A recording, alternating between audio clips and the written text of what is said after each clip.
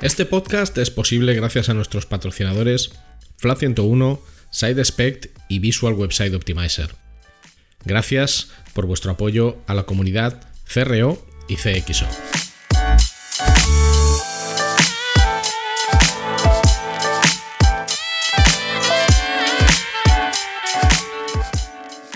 Hola, mi nombre es Ricardo Tallar y estás escuchando CRO Café, el podcast de referencia en CRO, que son las siglas de Conversion Rate Optimization, y también el podcast de referencia en CXO, que son las siglas de Customer Experience Optimization, y en diseño y optimización de productos y servicios digitales.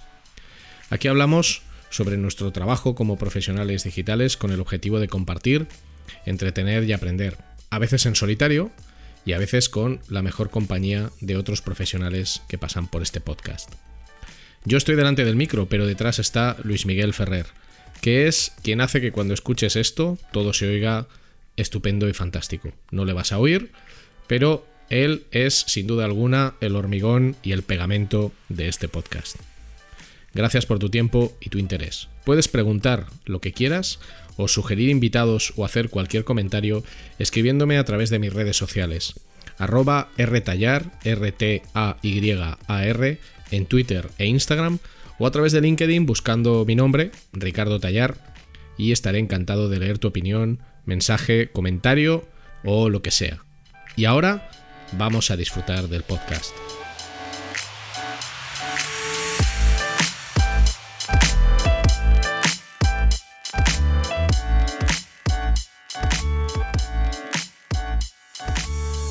Hoy tenemos con nosotros en CRO Café en español a Dani Solana Tacón. Dani es Design Manager en BBVA y responsable de Behavioral Design. ¿De qué vamos a hablar? Bueno, pues vamos a hablar de aplicar la ciencia del comportamiento al diseño de productos y servicios digitales. De esto que ahora llamamos Behavioral Design, diseño basado y orientado en cómo las personas nos comportamos en nuestra relación, no solo con los productos y servicios digitales, sino con el fin último de estos, con los servicios o los productos físicos que vamos a acabar comprando. Y de todo esto vamos a hablar en un episodio interesantísimo donde, por supuesto, aparece la economía conductual, los nudge y todo tipo de elementos que tienen que ver con cómo nos comportamos y cómo el interpretar esto nos puede ayudar a diseñar cada vez mejor.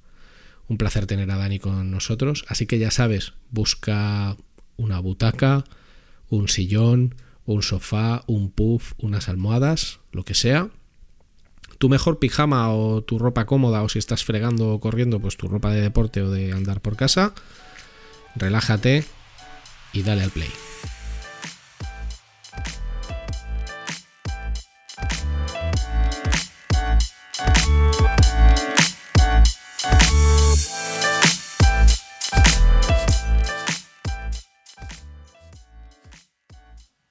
Hoy está con nosotros en CRO Café en español Dani Solana.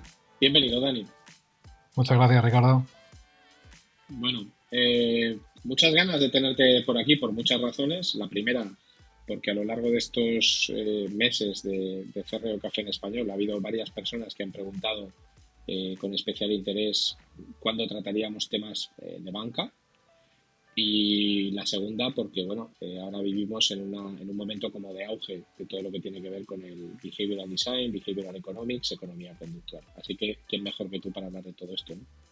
Pues nada, un placer también grandote para mí poder estar aquí en CRO Café, que además soy uno de esos más de 2.000 seguidores que lo escuchan y que siguen los programas. Así que un placer grande participar. Fantástico, fantástico. Bueno, vamos a empezar por el principio. Cuéntanos a mí y a todas las personas que nos estén escuchando quién es Dani Solana, qué hace, de dónde viene y cómo has llegado a donde estás ahora y en qué consiste tu trabajo actual. Bueno, pues soy Dani Solana. Lo primero que diría que mucha gente dice, ¿no? Que bueno, que soy diseñador, ¿no? donde parece que ya que toda la especialización del sector, ¿no? Con UX, UI, visual y demás, ¿no? Se olvida a veces uno de que lo que es diseñador, ¿no? De base, ¿no? Empecé estudiando dos cosas. En la carrera Filosofía y Letras, lo que es la carrera de Filosofía y Letras, de que luego se llamó Licenciatura de Humanidades, ¿no? Pero es la antigua Filosofía y Letras, y al mismo tiempo hacía diseño.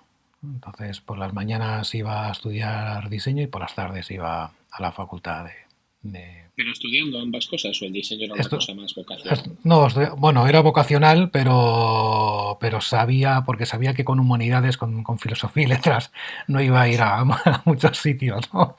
Entonces, casi pero era muy vocacional el diseño y muy autodidacta, pero aún así quise formarme porque sabía que en algún momento iba a necesitar, ¿no?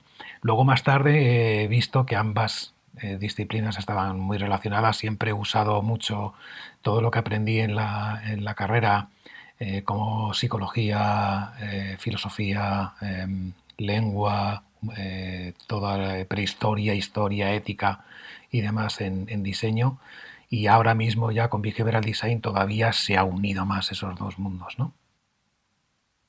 Y hoy por hoy lo que estoy es trabajando en BVA, soy Design Lead o Design Manager, llevando un equipo de diseño en el banco, y el área al que doy servicio es Digital Sales, ¿no?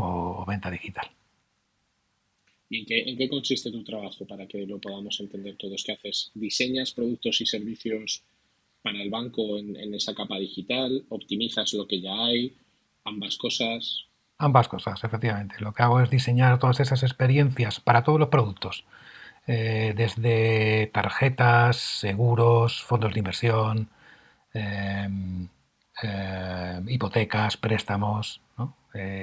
Lo que hago es, con el equipo, es diseñar todas esas experiencias, y también se optimizan, y también optimizar mucho utilizando, por fortuna, CRO, ¿no? Teniendo la suerte de poder utilizarlo, porque no todo el mundo tiene la suerte, y me considero pues muy afortunado de poder utilizarlo. Así que sí, hago las dos cosas. Y antes del banco, antes de BBVA, ¿qué habías trabajado? Porque al final yo creo que una de las cosas más enriquecedoras o del camino más interesante de aprendizaje en el diseño es cuando tocas palos muy diversos y te acabas dando cuenta de que hay lugares muy comunes en muchos sitios y aquellas cosas que no son lugares comunes te sirven para mejorar en otros sitios. ¿Qué hacías antes de BBVA? Pues antes vengo de esa época viejuna, prehistórica casi, de ya.com, hace pues no 20 años más o menos. Ahí digamos que fue pues esa prueba de fuego, ¿no? Ese sitio donde estar, donde aprender muchísimo, gente muy joven con muchas ganas, ¿no? Y que en un entorno muy, muy, muy digital, y donde aprendí muchísimo. Y de ahí he pasado como a varios sitios, ¿no? Como varios escenarios o varios tipos de empresas, desde estar montando casi de cero el diario público hasta pasar por Intereconomía con la polaridad que tiene eso, ¿no? Y la rareza de eso. En realidad fue al revés, primero Intereconomía y luego el diario público. He estado dando servicio a startups, por ejemplo, o empresas más pequeñitas, también, digamos, en cliente. Eh, y bueno, y también he trabajado como freelance, ¿no? Como autónomo, como casi no puede ser de otra manera para un diseñador, ¿no? Siempre en algún momento vas a trabajar como freelance, ¿no? Entonces, todo lo que dices, efectivamente, todas esas facetas, todas esas partes en las que he estado me han enriquecido y me han llevado a saber lo que quería y lo que no quería. En el caso, ya para finalizar, en el caso para entrar también en agencias de publicidad he estado también, o sea, nos ha tocado también, ¿no? Y para finalizar diría que jamás pensaría que iba a trabajar en un banco, a priori, jamás, y jamás pensaría que se trabaja tan bien. Aquí siento, bueno, no sé si sueno a corporativo, pero estoy súper contento de poder trabajar en el equipo de diseño de BBVA, la verdad. Bueno, yo te puedo decir que por lo que yo conozco de BBVA, en las veces que me ha tocado trabajar, eh, entiendo lo que dices. También es verdad que yo creo que el problema viene un poco de la imagen que tiene el sector de la banca, porque digamos que es difícil hacer que una entidad como un banco sea algo simpático.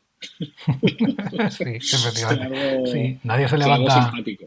sí, nadie se levanta por la mañana diciendo, ostras, voy a comprarme una tarjeta hoy, ¿no? Sí, sí, Voy a comprarme hoy un seguro o dos, ¿no? No, no. claro.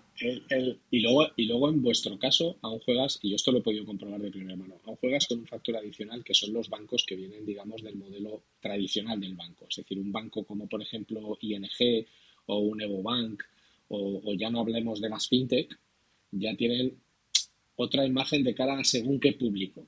Pero para mucho público, el banco de toda la vida, entre comillas, es como ese ser malvado que es un mal necesario casi, ¿no? Pero Sí, bueno, yo doy fe de que en algunos bancos con mucha historia se están haciendo cosas muy, muy chulas y BBVA es uno de ellos y eso es así. sí, es verdad que yo desde dentro lo puedo decir y de verdad que me enorgullece decirlo. Tengo mucha ética además y estamos además hiperregulados por el Banco de España.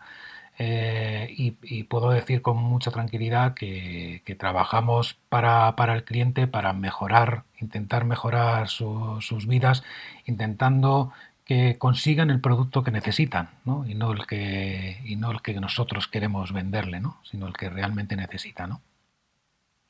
Además, y si quieres comentamos esto un poco, trabajar en diseño en un entorno bancario tiene un nivel de complejidad importante por todas las regulaciones. O sea, yo esto es algo que no descubrí hasta que empecé a trabajar diseñando productos y servicios digitales para banca. Pero, claro, tú lo ves desde fuera y dices, bueno, pero es que aquí habría que contar las cosas de otra manera. O habría que hacer las cosas así o así, porque lo piensas desde la absoluta ignorancia de cómo funciona el sector. Pero luego cuando estás dentro te das cuenta de que es un sector que tiene una enorme cantidad de reglas que constriñen mucho las posibilidades de diseño. Y jugar con eso es complicado. O sea, no se puede hacer lo que te dé la gana, ni lo que quieres, ni utilizar cualquier lenguaje. Y además es lógico que esté regulado así para que todo el mundo juegue a lo mismo y no haya, por ejemplo, persuasión indebida, vamos a decirlo así, por parte del banco. Pero tú esto lo has experimentado o lo sientes así también, que decir que al Sí, final las limitaciones que tiene el propio sector a la hora de diseñar cosas hace que tengas que ser mucho más creativo, mucho más ágil en las cosas que haces. sí, tenemos que tener como bastante cuidado ahí bueno, para ser éticos, efectivamente, para intentar, por ejemplo, nos pasa mucho con algo, con el TIN y la TAE, ¿no? De repente no puedes poner uno más grande que el otro porque uno sea más, se perciba más beneficioso para ti, ¿no? Porque digas, bueno, que el TIN es más bajito que la TAE, ¿no? ¿No? Con un impuesto es más bajito que el otro y en realidad lo que tienes que hacer es ponerlos al mismo nivel, incluso dar más capacidad visual o más, eh, sí, más proyección, ¿no? O más importancia al que no te va a beneficiar, ¿no? Al que no te va a beneficiar para vender, pero sí que es más transparente para el usuario.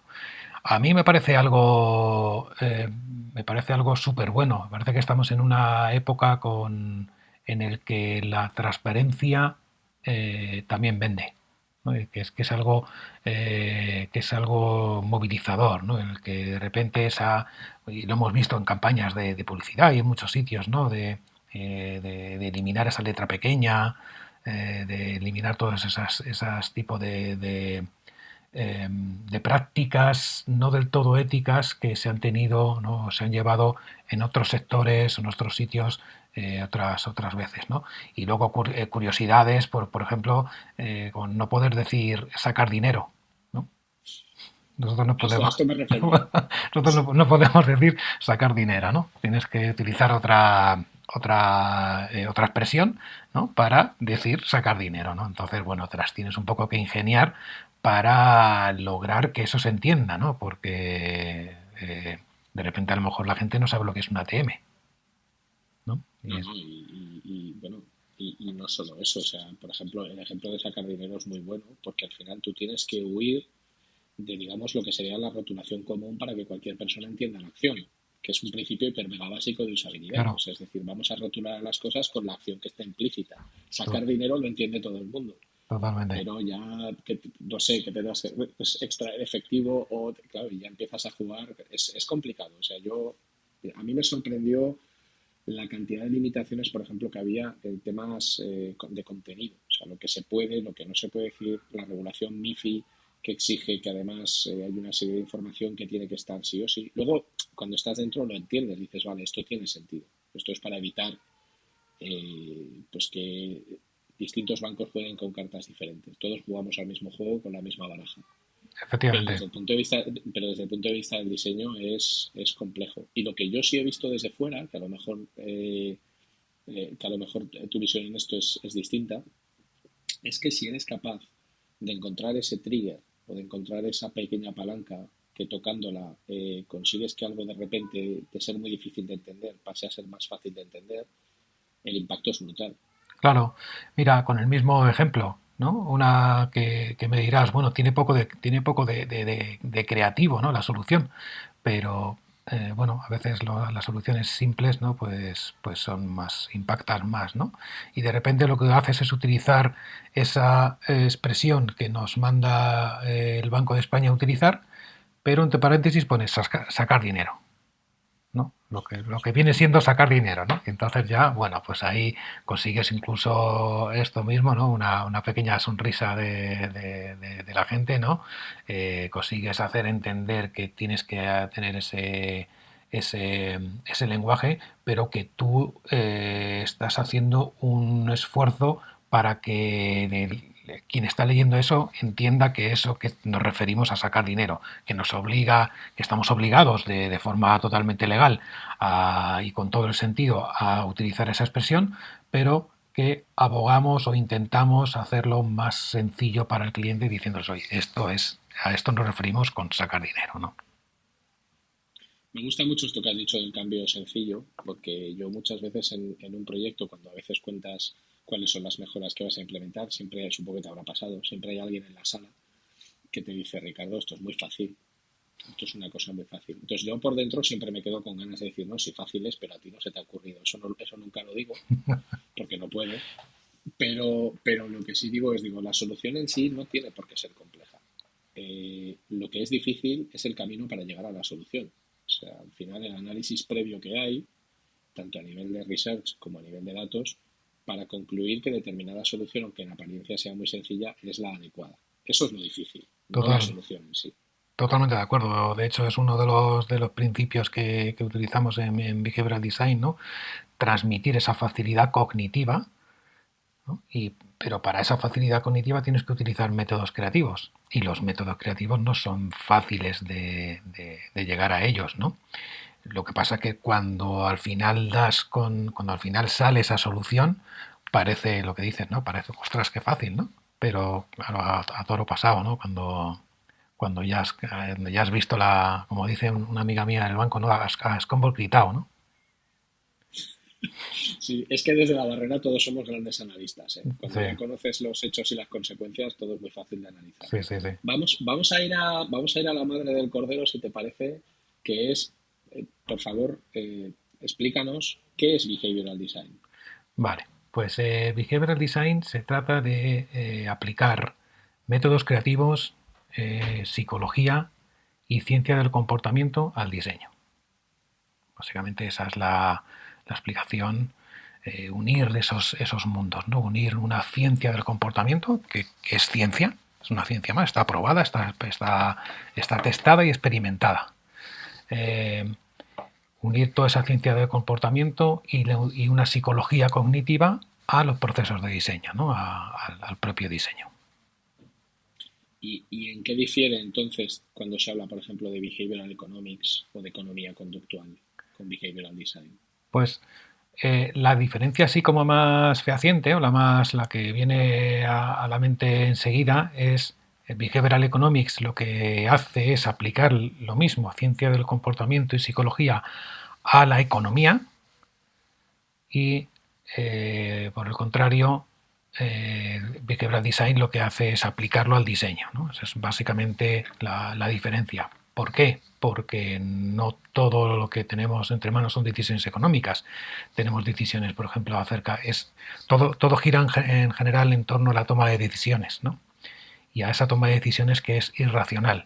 Pero también tenemos toma de decisiones acerca de nuestras vidas, acerca de nuestras parejas, acerca de nuestros hijos, acerca de nuestra salud, de los políticos, de la política, en fin, hacia otros muchos mundos que no son el económico, ¿no?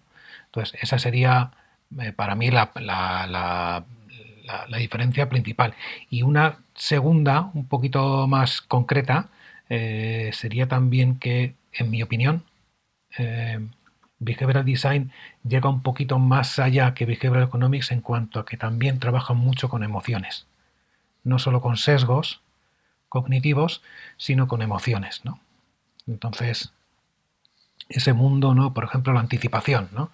Me gusta mucho promover y hacer y aplicar la motivación a los procesos de diseño en los que hago, porque, bueno, la anticipación es una emoción y la anticipación lo que logra es reducir la incertidumbre. ¿De qué manera? Pongamos que la incertidumbre aparece cuando tienes un botón tan tonto como esto, tienes un botón que pone continuar y tú no sabes cuál es el siguiente paso a continuar, cuál es, qué va a hacer ese botón cuando le dé a continuar, ¿no? Entonces, anticipar esa acción en el botón es muy buena idea, ¿no? Continuar con el paso de datos económicos. Hay que ver un poco ahí que el literal no se te vaya a una frase de 2 líneas, ¿no?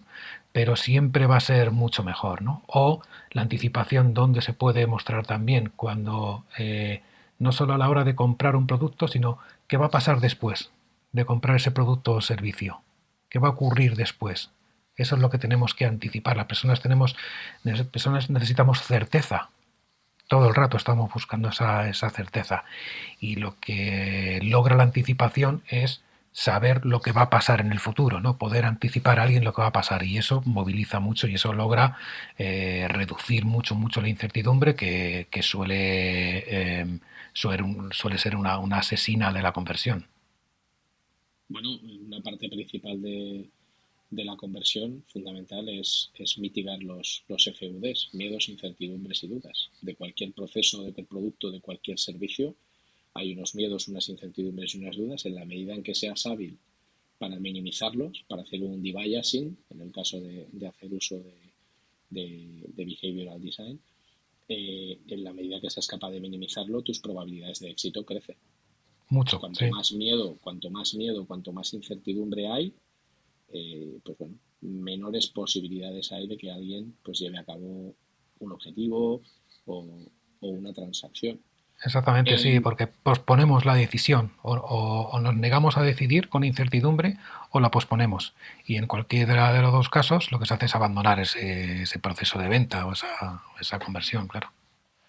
¿Y por qué crees que un diseñador, quiero decir, yo cuando empecé hace muchos años a diseñar, al final me guiaba en principio, o sea, era el peor diseñador del mundo, porque me guiaba por mis gustos personales, o sea, por criterios puramente individuales, y sobre todo por una serie, digamos, de, vamos a llamarlo, manuales de instrucciones que a veces vienen determinados por la usabilidad, o por los hábitos, o por las costumbres, o por el peor de todos para mí, que es lo que hacen los demás. O sea, que los demás hagan algo no significa, primero, ni que lo estén haciendo bien, y segundo, que les esté funcionando. O sea, simplemente tú sabes que lo están haciendo. Eso no significa que les esté funcionando. ¿Por qué alguien que viene de un concepto de diseño más tradicional, por decirlo de una manera, más pensando en pantallas, en flujos de navegación, en un poco lo que estamos habituados, ¿por qué debería de pensar en Behavioral Design como una alternativa muy a tener en cuenta, en incluir esta ciencia del comportamiento?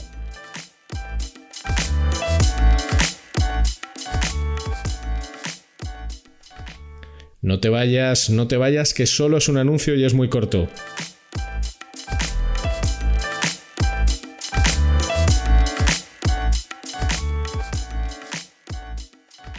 Si necesitas ayuda profesional para mejorar la conversión de tu negocio digital, tu mejor opción es contar con Flat 101.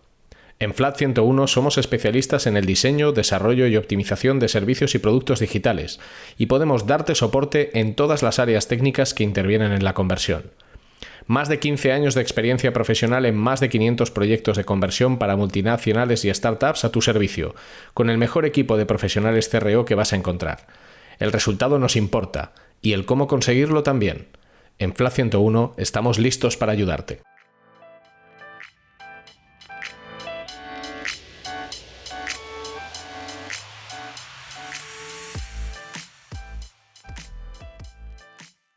Bueno, yo creo que porque el proceso de diseño al final se trata de crear una experiencia digital, crear un producto o un servicio en el que tienes que crear ese proceso de principio a fin, pero en el que se producen muchas decisiones, unas más pequeñitas, otras mayores, ¿no? Y es en esas pequeñas decisiones, pequeñas, grandes o medianas decisiones, donde entra Behavioral Design a tratar de ayudar, ¿no? Por ejemplo, si nos encontramos con un proceso de diseño de un carrito de compra, ¿qué puede ocurrir ahí? Cuando al final tenemos un carrito de compra, lo que vamos a encontrar varias decisiones que a lo mejor incluso son transparentes para el diseñador, no las acaba de ver, ¿no? ¿Por qué? Porque lo que hacemos es mapear. Claro, una decisión es ir al carrito de compra. Compro un producto y ya tengo una decisión ahí. Bueno, primero comprarlo, ¿no? Primero darle el botón de añadir al carrito, ¿no? Pero una vez que tengo ese añadir al carrito, ¿qué decisión tengo ahí? ¿Voy a ver más cosas? ¿Voy a consultar más productos? ¿O voy a ir al carrito de compra? ¿Qué es mejor para la conversión? ¿Qué es mejor para el usuario, ¿no? Llevarle el carrito de compra o a comprar más, ¿no? Cuando llega el carrito de compra le van a surgir también dudas. ¿Lo compro o no lo compro? ¿Es caro para mí? ¿Me lo puedo permitir? ¿No me lo puedo permitir? ¿No? También se van a producir una serie de decisiones ahí. ¿Me va a quedar bien o no me va a quedar bien? Si en el caso de ropa, ¿no? Entran muchas, seguimos encontrando dudas, incertidumbres y demás. Y sobre todo porque tener claro que es lo que a lo mejor un diseñador que no conozca esta disciplina no cae en ello, en que todas esas decisiones son irracionales. Y como irracionales, muchas veces nos basamos en atajos mentales, que son estos sesgos y estas heurísticas, ¿no? Y estos atajos mentales pueden ser simplemente normas sociales, ¿no? Pues lo que acabas de decir tú, por ejemplo, es una de las normas, de los sesgos más importantes que hay, ¿no? La influencia social, ¿no? Mucha gente está haciendo esto, será bueno, ¿no? O la aversión a la pérdida, ¿no? Cuando nos enfrentamos, saber que cuando nos vamos a enfrentar a comprar cualquier producto, un diseñador debe saber que la persona está pensando que va a gastar, va a perder dinero. Y perder cualquier cosa, perder dinero, tiempo o esfuerzo, la mente va a intentar evitarlo. Siempre. Entonces, creo que seremos mejores diseñadores si al final conseguimos incluir toda esta parte de persuasión en nuestro proceso de diseño y acompañar al final al usuario, a nuestros clientes, a que consigan hacer la acción que querían hacer, ¿no? Y ahí un poco la ética, ¿no? No queremos venderles nada que no quieran.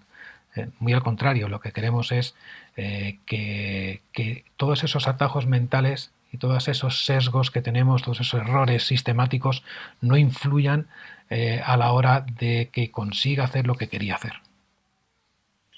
Eso es la persuasión. Esa es la persuasión, sí. Eso es la persuasión bien ejecutada, ¿no? Sí. Yo a veces me río mucho. Yo soy muy fan de la teletienda. Lo era cuando la teletienda era por la tele y lo soy de la nueva teletienda que para mí es Instagram, ¿no? O sea, al final ves los productos más absurdos.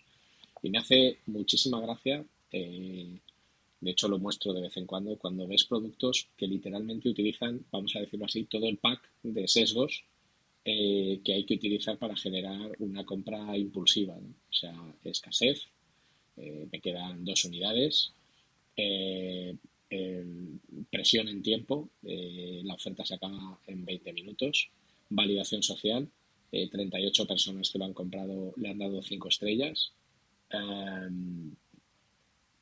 anclaje, o sea, costaba 100 euros, ahora cuesta 50, o sea, un 50, todo junto en una sola pantalla. Entonces yo cuando veo eso siempre digo, macho, o sea, siempre digo, o sea, tú sabes que este producto es una mierda, lo sabes perfectamente. Y tú, que eres el vendedor, me estás haciendo aquí un push brutal usando todas las técnicas que puedes usar a nivel de sesgos.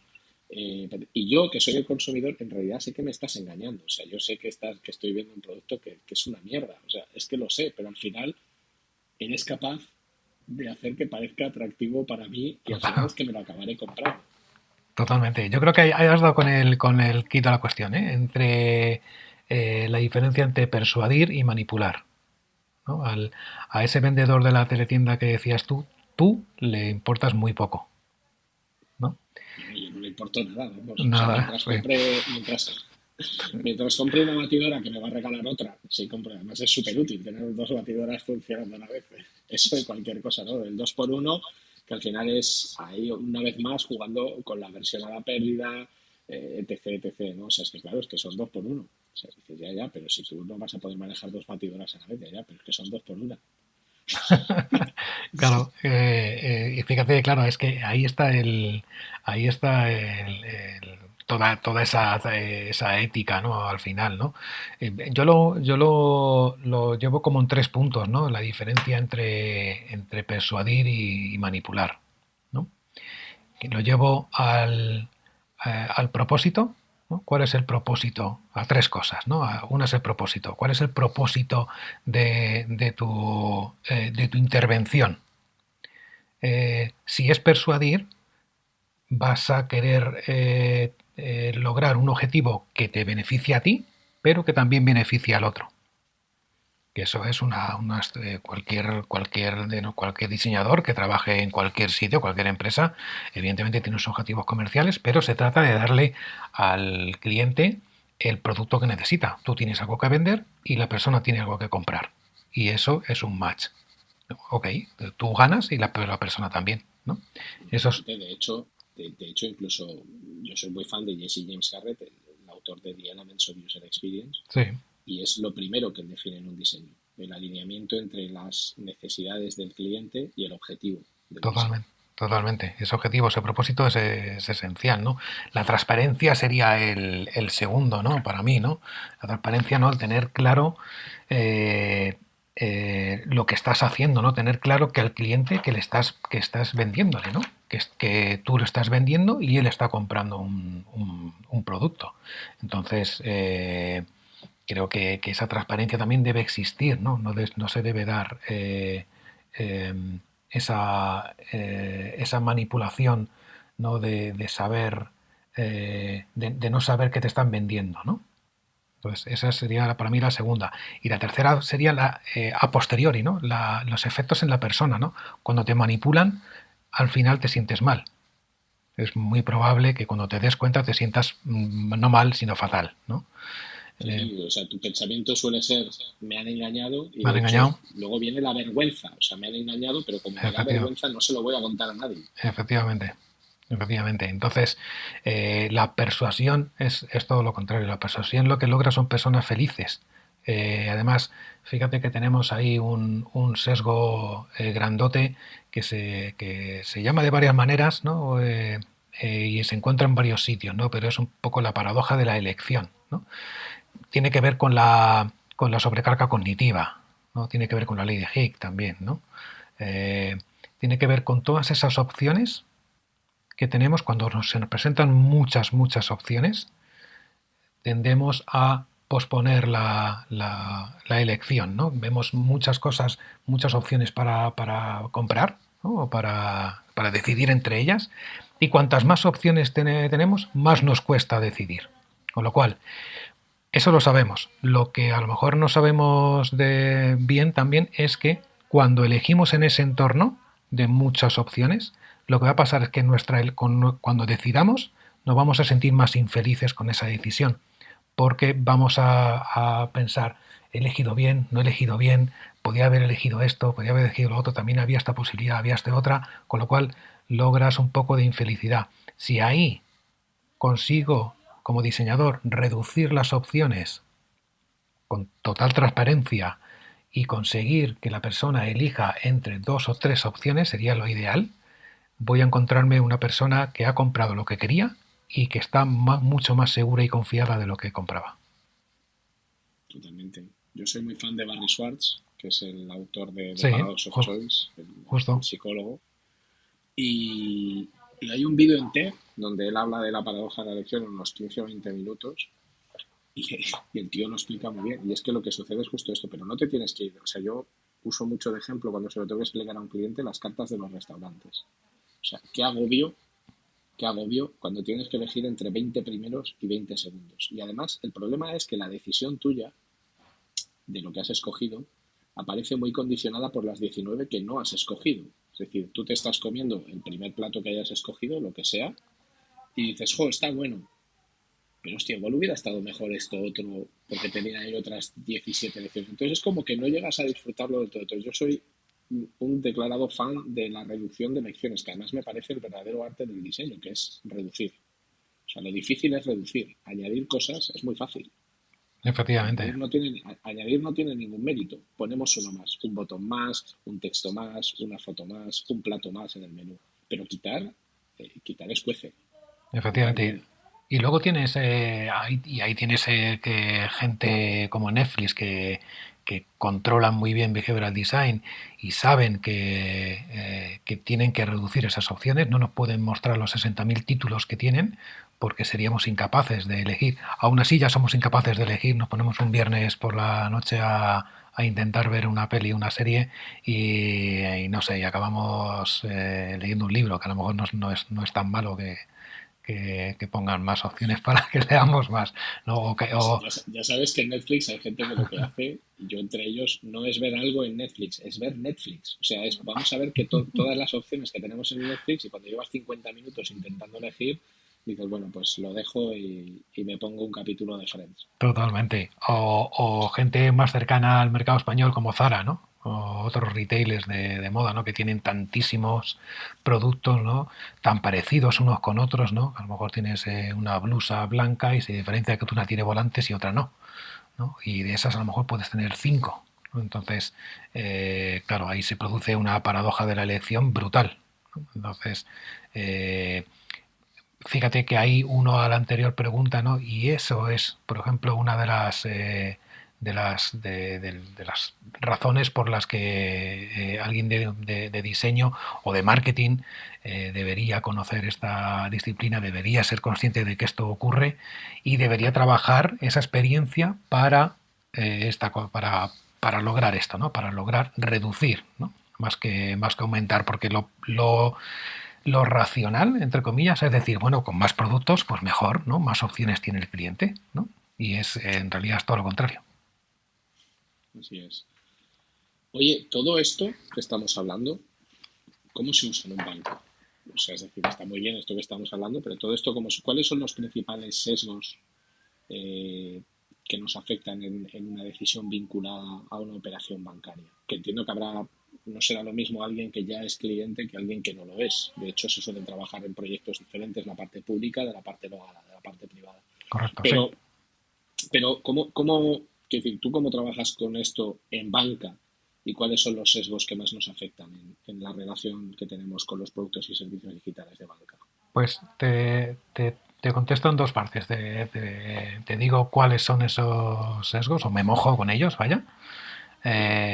Y te pongo un ejemplo. Para mí son casi los mismos, o muchos son los mismos que los que tenemos en otros sectores, que tenemos para el sector moda, para el sector automovilístico o cualquier otro sector, ¿no?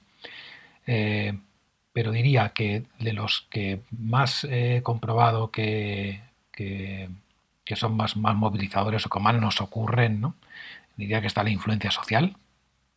Está claro que, por ejemplo, tú entre decidir si te abres una cuenta en Bankinter, en La Caixa o en BVA, porque sales de otro banco que no estás contento, ahí de repente vas a tener una opción, ¿no? Vas a tener una decisión que te va a costar mucho esfuerzo ver, investigar cuál de ellos va a ser mejor para ti. Y entonces, ¿qué ocurre? Que es muy posible que la influencia social, que ese atajo mental, para evitar ese esfuerzo mental de tener que pensar, investigar y ver cuál de esas opciones es la mejor para ti, te dejas guiar por la influencia social. Mucha gente está en Bankinter, pues yo también tendrá que ser bueno. Ese es uno. Para mí también el status quo. En status quo también somos unos conservadores cognitivos natos, ¿no? Queremos que las cosas no cambien. Entonces, nos pasa mucho con cuánta gente se configura su móvil, ¿no? Se tira allí una hora configurando su móvil, ¿no? Y cuánto se esfuerzan a veces este sector, ¿no? en hacer que el software puedas configurar de todo y luego la gente no lo configura, ¿no? O cuántas veces te has dado de alta en un servicio y lo has estado pagando durante 2 años y deberías haberte lo quitado, haber cancelado al primer mes porque no te convencía, pero has continuado con ello, ¿no? Ese es el status quo. Entonces creo que ese sesgo también está muy, muy presente. Y uno también muy grandote creo que es el sesgo de atención. Nuestra atención es un recurso como muy limitado, ¿no? Ahí entra un proceso mental a funcionar en nuestras mentes, que digamos que te paras allí un momento, ¿no? a reflexionar y es un proceso además físico, no solo digamos que intervienen neuronas allí, intervienen en nuestro cerebro de forma activa y lo que pasa es que se está esforzando, ¿no? Se está esforzando en mantener esa atención y esa atención se gasta y se gasta rápidamente, con lo cual por eso debemos hacer a veces las cosas, esa facilidad cognitiva, por eso debemos imprimir a veces esa facilidad para hacer las cosas o incluso esa rapidez, porque esa atención, nuestra atención va a disminuir según vayamos decidiendo, eligiendo o teniendo que teniendo que ponerle foco a un proceso o algo así. Bueno, y para mí también la anticipación es la paradoja de la elección, que ya hemos hablado de ella, y la anticipación son clave. En el banco, por ejemplo, ¿cómo lo llevamos en el banco? Pues en el banco algo que hemos hecho que me parece muy relevante es ayudar a la gente a ahorrar. Si fuéramos racionales, si decidiéramos de forma racional, todo el mundo ahorraría, ¿no? Todo el mundo ahorraría un dinero al mes y tendríamos ahorros todos y lo que llamamos una libertad financiera, ¿no? Y sin embargo, pues que casi todo lo contrario, ¿no? Es cuando te encuentras a un ahorrador, ¿no? Casi te dan ganas de preguntarle cuál es su secreto, ¿no? Entonces, ¿qué hacemos entonces en el banco? En el banco somos conscientes de este hecho y somos conscientes de algo que ocurre también, ¿no? Que es que las personas lo que hacemos es que recibimos el dinero de nuestra nómina o nuestros ingresos mensuales, sí, y decimos, bueno, cuando acabe el mes, si me queda algo, lo ahorro, ¿no? Ese es el pensamiento general, ¿no? Y entonces, ¿qué te encuentras mes tras mes tras mes? En que nunca te sobra, ¿no? O que cuando te sobra, te lo gastas en un caprichillo o algo así, ¿no? Entonces, pero nunca dices, ay, lo voy a ahorrar, ¿no? Y porque el ahorro en sí se percibe como un gasto.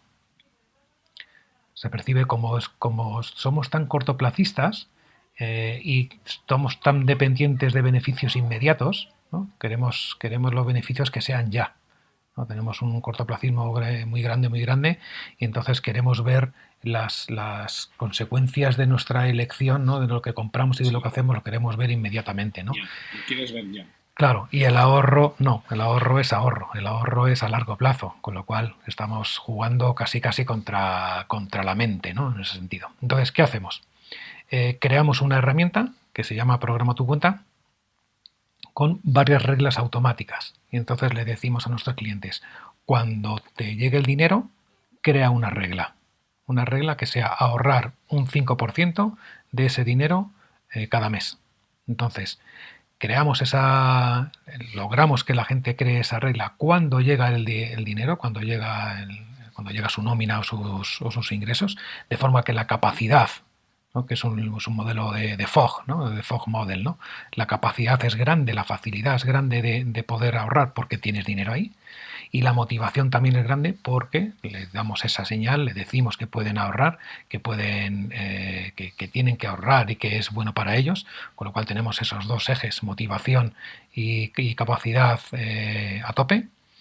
Y es cuando decimos ahorra esta cantidad y creemos en el banco que la magia está en la automatización de esa decisión, que la tecnología Que ya esté preconfigurada la acción que te permite ejecutarlo. Exactamente, que es un status quo, pero llevado a la parte buena, ¿no? A la parte beneficiosa, ¿no? Y benévola del asunto, ¿no? Como sé que tienes un status quo y sé que te va a costar mucho decidir cada mes si tienes que ahorrar, créala ahora, déjala creada de forma automática y de esa forma cada mes se va a ahorrar sin que tú, entre comillas, te des cuenta. Ahí esa es una de las reglas de esta herramienta que hemos creado en el banco y que creo que ha participado muchísima gente en ella, no solo diseño, no solo behavioral economics, sino negocio, analítica, ¿no? Muchos equipos y bueno, pues funciona muy bien. Y creo que es súper buena para el cliente. Porque sabemos que el cliente por sí mismo le costaría mucho ahorrar.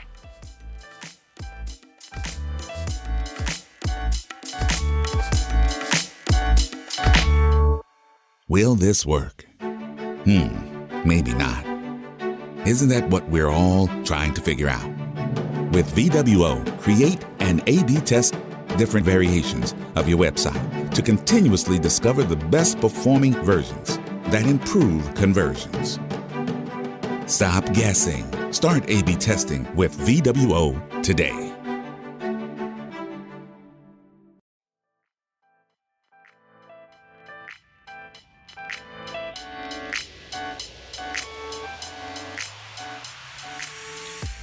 Simplificando mucho todo esto, en realidad, cuando hablamos de ciencia del comportamiento, no dejamos de hablar de interesarnos como diseñadores por las verdaderas motivaciones y frenos que experimenta una persona en su relación con el producto o con el servicio, que no deja de ser algo que es parte de la propia sustancia del diseño. Exactamente. Sí, por eso engancha muy bien con diseño y también con marketing esta disciplina, pero con diseño creo que engancha muy bien porque precisamente primero tienes que derribar unas barreras y luego aumentar una motivación, ¿no? Pero si siempre pongo un ejemplo de una bici eléctrica, ¿no? Si tú me quieres vender a mí, Ricardo, una bici eléctrica y yo primero y no me derribas la barrera de dónde voy a guardarla, de si tengo espacio o no para guardarla o cómo voy a guardarla en mi día a día, difícilmente me voy a fijar en la motivación que me muestres con los beneficios de una bici eléctrica. Primero deberías derribar mis barreras y luego ya tendría yo la capacidad o la oportunidad de notar esos beneficios. Y eso engancha muy bien, efectivamente, con lo que dices, con esos pain points, ¿no? del proceso de diseño y demás, ¿no? Bueno, en CRO al final es una, digamos, de las muchas técnicas o disciplinas que empleamos con el objetivo de mejorar un rendimiento. O sea, al final cuando tú mejoras un rendimiento hay una parte técnica, hay una parte de comportamiento, hay una parte de usabilidad, hay una parte de factores exógenos, pero desde luego el comprender de manera clara cuál es la mentalidad de alguien respecto al producto o el servicio sobre el que yo estoy trabajando es clave, porque si no entiendes eso ni siquiera sabes por dónde empezar, no sabes qué dudas resolver, no sabes ni cómo plantearles las cosas, que es lo que también hace, yo creo que muchos productos, sobre todo los que son nuevos, sobre los que no hay un modelo de uso establecido, les cueste mucho arrancar. porque cuesta mucho colocarlos en tu psique, entender su funcionalidad, entender su uso. Más allá de esta filosofada que me estoy marcando así en primer término. Totalmente cierta, por cierto, sí. Sí. Bueno, vamos, yo estoy muy convencido, pero bueno. Claro, ¿por qué ahora?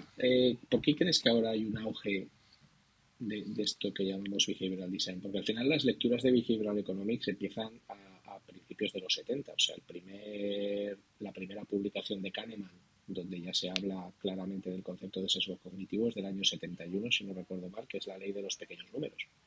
Entonces, siendo que estamos hablando de algo que realmente existe hace 50 años de manera reconocida por la psicología cognitiva, ¿por qué ahora parece que tenemos como esta especie de boom del behavioral design? ¿Se ha dado de repente cuenta todo el mundo de que esto funciona? ¿O no lo habíamos visto con la teletienda?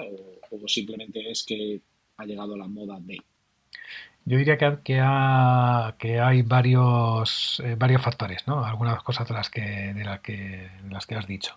Creo que en primer lugar diseño como disciplina debería estar madura, muy madura, para poder asumir e incorporar esta disciplina. Es igual que una pirámide de CRO, y ahí no estoy predicando en converso, ¿no? Pero primero tienes que tener una base, ¿no? Primero que el servicio o producto tiene que ser relevante, tiene que ser, la propuesta de valor debe ser la que debe ser buena, ¿no? Debe ser por lo menos interesante, ¿no? Lo tienes que entender que es para ti, ¿no? Si a mí no me gustan los vasos de plástico, jamás, por mucho que me persuadas, no voy a comprar un vaso de plástico porque no me gustan, ¿no? Entonces, hay una serie de estadios, ahí tiene que ser usable, ¿no? Hay una serie de estadios ahí que debemos crear, o que se han tenido que crear, ¿no? Esa experiencia de usuario para poder llegar aquí. Creo que también que luego ha habido ciertos hechos en la historia, como me viene a la mente el más famosillo, entre comillas, que es el premio Nobel a Thaler en 2017, ¿no? Que de repente pues se le da un premio Nobel a... Una visibilidad extra, ¿no? Sí, exactamente. Y a partir de ahí también empieza esto un poco a preguntarse la gente, ¿no? ¿Qué es esto, ¿no? De la ciencia del comportamiento, ¿no? O qué es esto de behavioral economics o behavioral design, ¿no?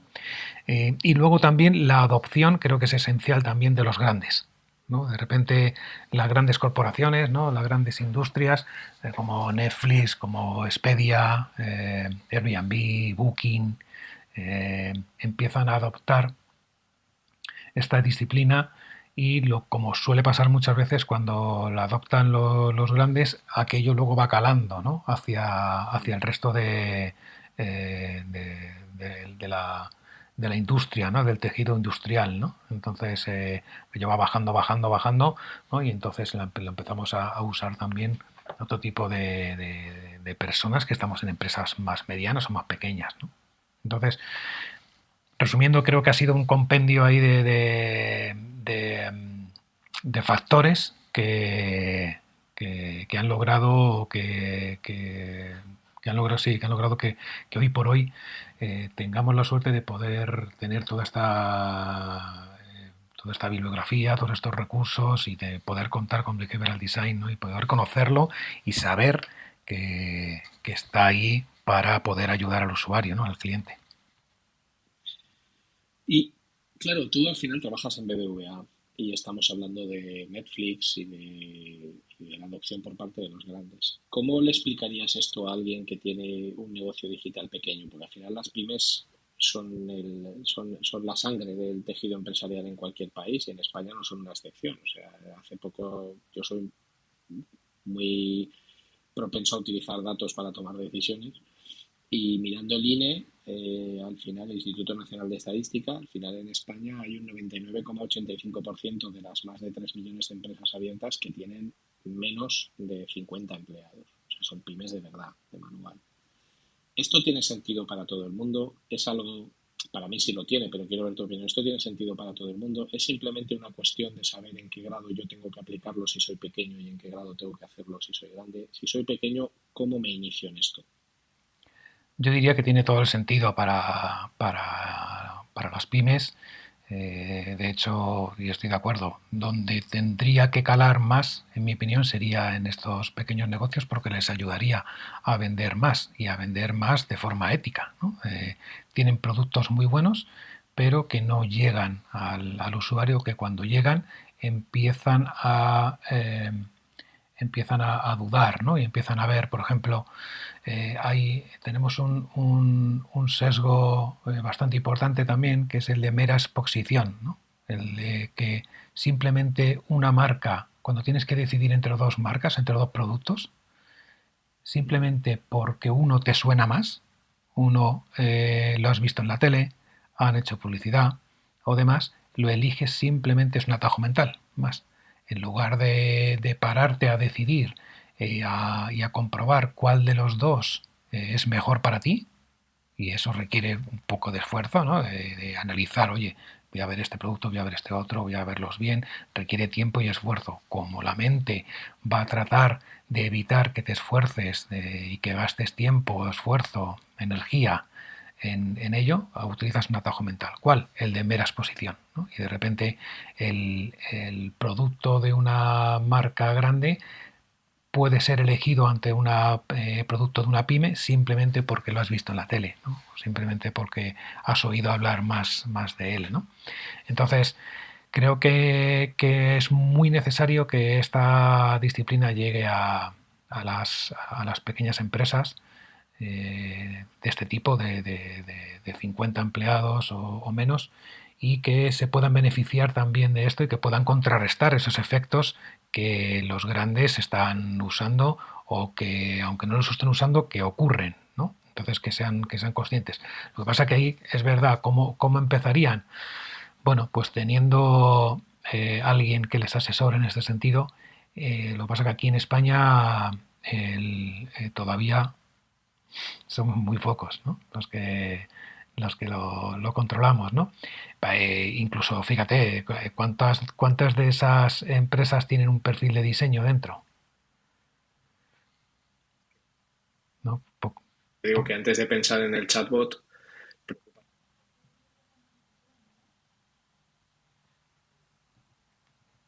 ir en triciclo. Efectivamente. Entonces,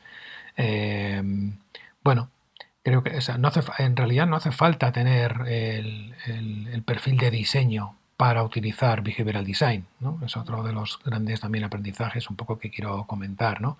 No es necesario, es verdad que ayuda, ¿no?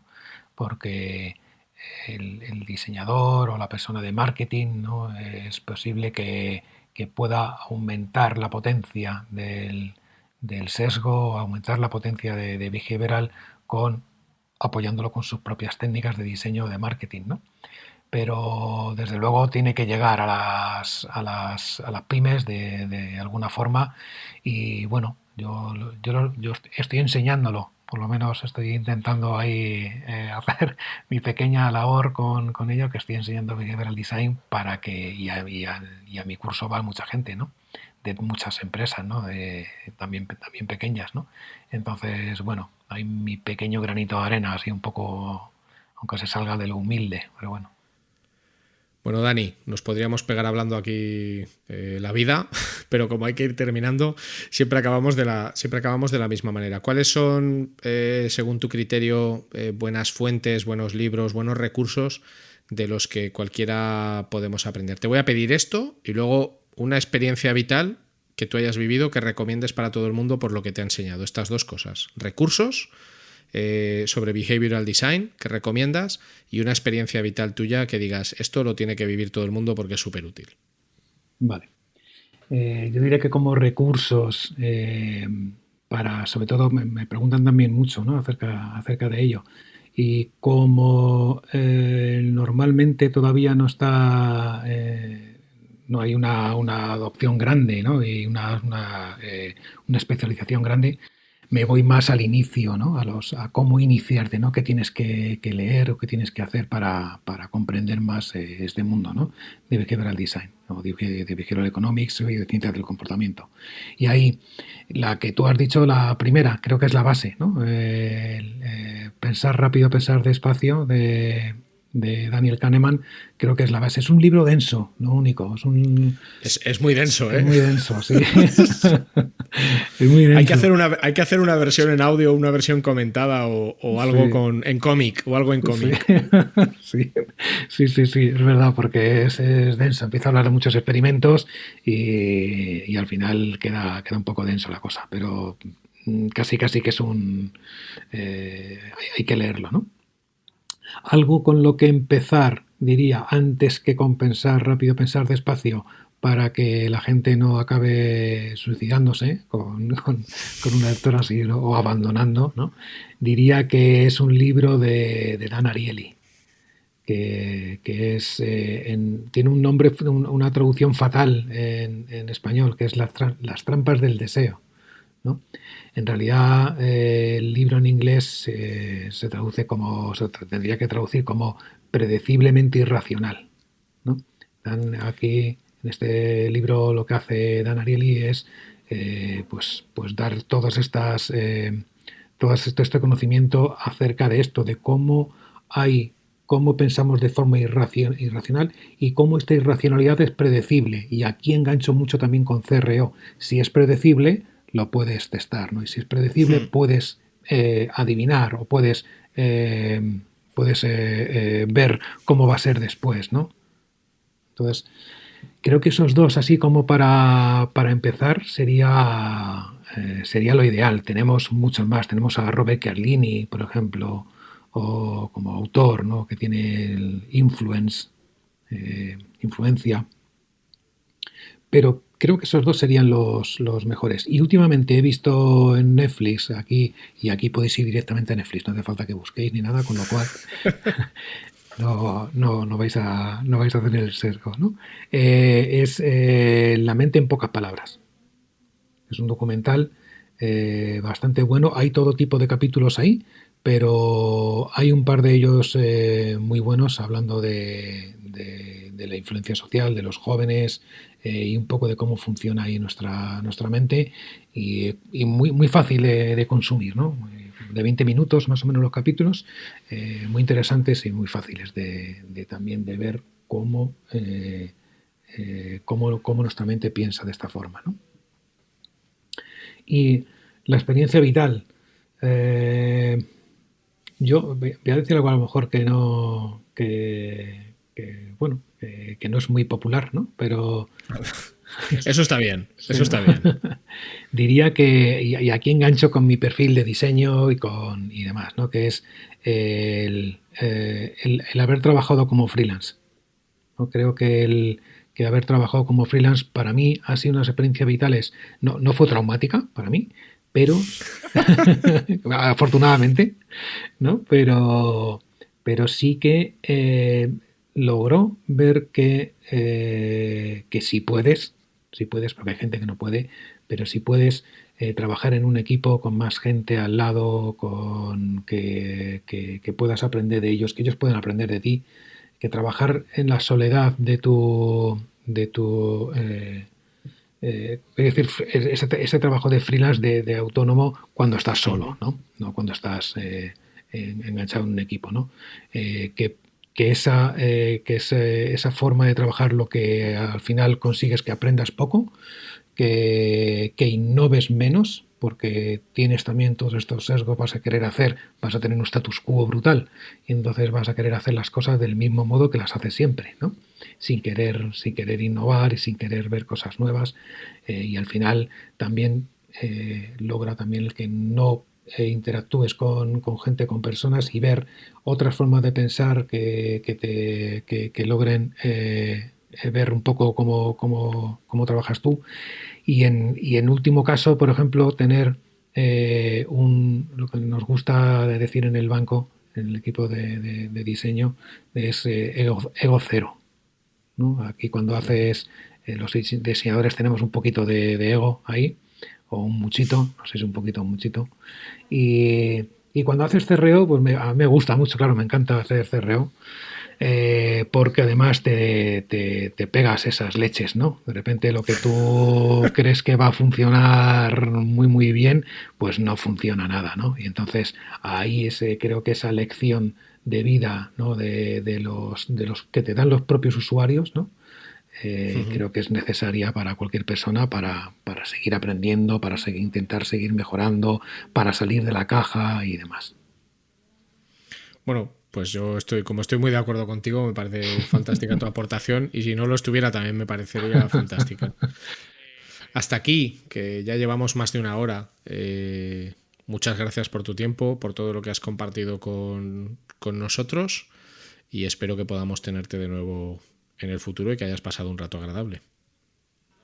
He pasado un rato genial, Ricardo. Muchas gracias por la oportunidad y bueno, pues un saludo a todos y gracias por vencer vuestro sesgo de atención y aguantar una hora escuchándome.